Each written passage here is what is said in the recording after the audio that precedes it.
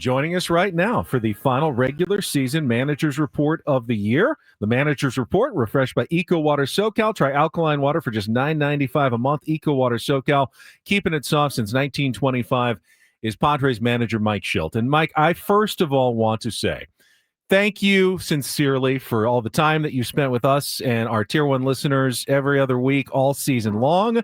Obviously, it kind of goes up and down, but you're a good dude for doing it, and I know our listeners appreciate it quite a bit.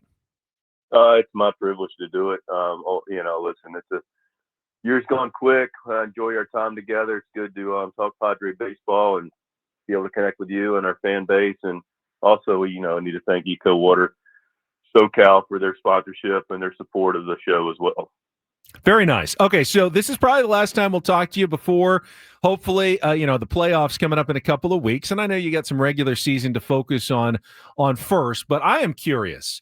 Baseball is such an interesting sport, and you guys play for so long all summer, and it's all about the long term. And then you get to the playoffs, and it's about you got to win, like it's football all of a sudden, and every game is absolutely critical. When you go into the playoffs, and you guys went in last year, do you do anything different, or are you trying to keep things as much the same as possible as you kind of approach the postseason? How do you approach it as a manager?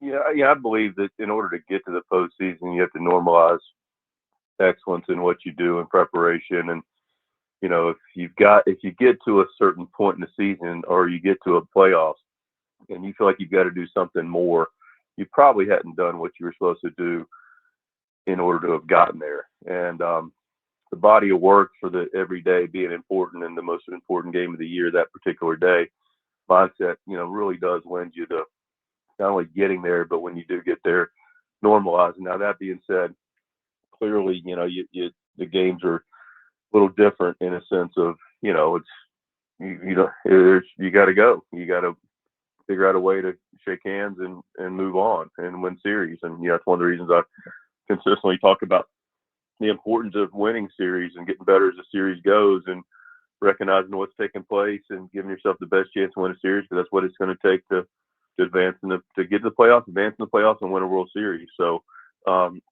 but the way you operate during some of the playoff games and this time of year can be a little different in the sense of how you navigate, because there's real urgency to each game. Yeah, there is. And I do, as a fan, Shilty, I'm watching the game yesterday and I'm like, okay, I don't know. I feel like we're in, 99.8% chance to make the playoffs this year. That feels pretty good. I'm pretty excited about that. For you, having to manage these last 9 games, keeping guys healthy, keeping them refreshed, but yet also keeping them dialed in, locked in on, getting their work in, hitting good pitches, making good decisions on the base paths, things like that.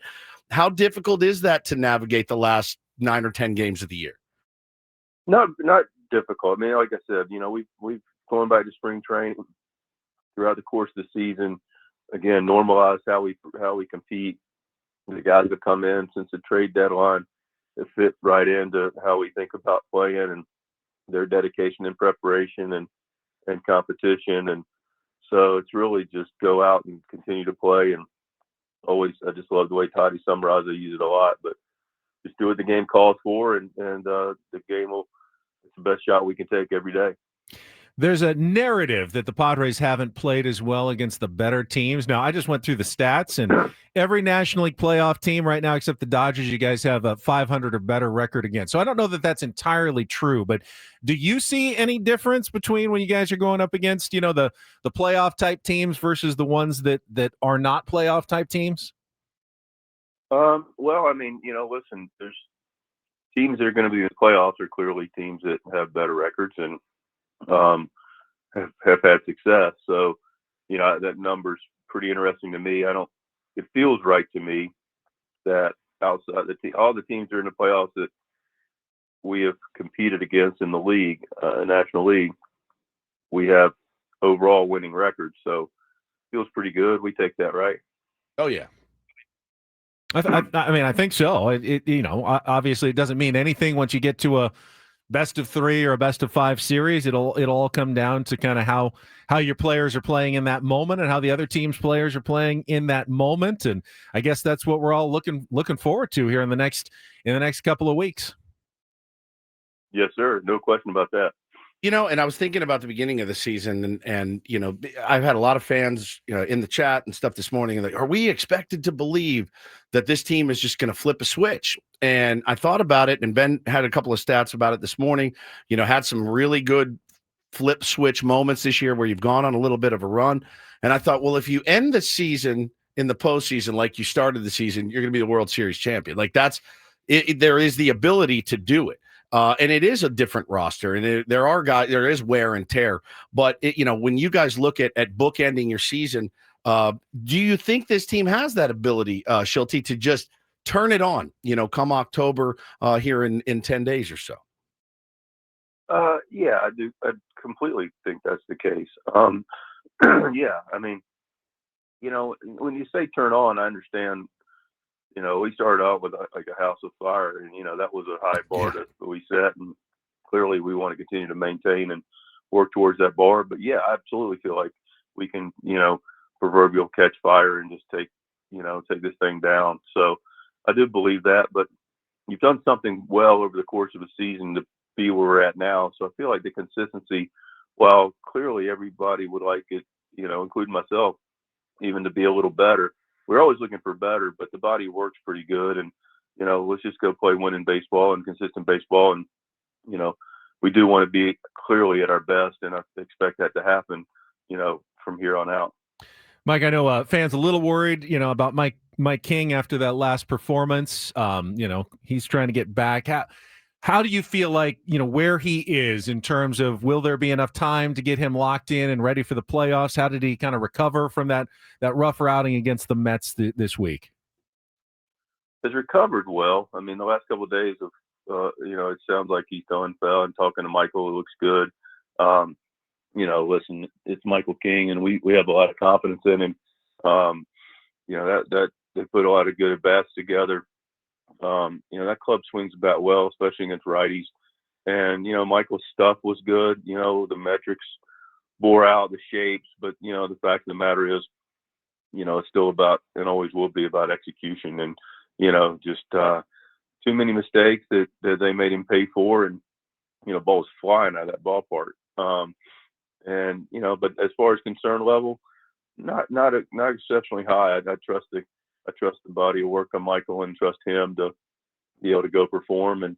But we'll continue to gather information here in, a couple more days when he takes the mound on Sunday. Well, big start for Dylan Cease tonight. Shildt going back to Chicago. Mm-hmm. And for you, watching an uneven year, still 200 Ks. I mean, nasty stuff, some of the nastiest in baseball. Is Dylan Cease pitching for a playoff rotation right now? Is he out to prove himself the last couple of starts to get, maybe one of those first 3? Yeah, I think that, everybody's in competition, but we do know what we have, and, the stuff plays that Dylan has. And, he's been pitching really better more recently, consistently, and excited to have him pitch tonight, and optimistic about him moving forward. Like this number 3 you've added to the lineup recently. Jackson Merrill has really turned it on lately. I don't know. I know we talked all year long about, what's kind of Jackson been doing, and you mentioned that the injuries and stuff. So now that he has turned it on, what are you seeing differently from Jackson Merrill? Getting back to good pitches, swinging to good pitches. Jackson's an aggressive hitter, but he's really, really in the zone, but he's driving the baseball the other way. He's in his legs, and he's just trusting this beautiful swing and just staying on the baseball. And when he does that, like most hitters, he's in a great spot. And it's good to see Jackson, being able to do what he's capable of at this time of year. Did he ask you to grow a goatee? No, he didn't. He didn't ask. I should probably try. How would that go, by the way? What's that? How would that go, by the way? Have you ever had facial hair? Yeah, at the beginning of the season last year, he did a mustache for Mr. Seidel. Yep. And that wasn't great. I was, honored to honor him. Of course. I don't know how. I mean, he would have laughed in a good natured way, but I don't really have the ability to grow the connector, so it's Same. It would not be a good look. I can make an effort at it, but I don't think anybody really wants to see it. I know. I tried it earlier in the year, but it made about 3 days. The connector, I've never had any facial hair in my life. Just the connector that connects the stash. No, the goatee from the mustache to the bottom. Down. See, I can't grow a mustache even at all. I can't really do the connector either. Shildt, we've got that in common. Certainly, one thing we haven't really talked about this week very much is, I think we're all forgetting there's a potential to get Xander Bogaerts back for the playoffs. So. What's his update on him? And then, he's such a pro. He's been in World Series. He won World Series. He's been in the playoffs. He's such a good guy to have around. But him being in the lineup and being able to contribute at shortstop too, how's that looking? Gaining optimism every day with Bogey. He's been in Arizona since he left on Sunday. When we went to New York, he went to Arizona. That was a travel day for him. And, every day this week he's gotten, some real heavy workload, Monday, Tuesday, and Wednesday, a little lighter day yesterday. But, the summary of it is he's doing almost every baseball activity we'd want him to do. And, getting a lot of at-bats from the, the guys over in Arizona that are there participating in what they call bridge camp, and now instructional league starting, I think. But, he's getting a lot of at-bats, getting his ground balls. He's getting on the bases. So he's getting closer, and he's recovering well. The thing that was really, fired us up and we were excited about was, he had a more of an aggressive day, and then the next day felt good. Had another aggressive day, so back-to-back aggressive, a lot of more intensity rather. And then the following day felt even better. So the recovery component has been favorable for Xander, and that's clearly good news. And, we'll see and make sure he's still progressing. And, to your point, he's a guy that we do rely on. He's been a guy that's been out for a while, and, we've been able to do some things and get a little bit creative with Crony going over to short, Louis going to second, and that's been good, and creates a little more opportunity for another left-handed bat in there. But you are talking about a guy in Bogey that has been a mainstay in our lineup the last couple of years that's contributed to winning and has 2 world championships under his belt, and those kind of experiences and that kind of player is going to be good to get back. Crony has been so unsung.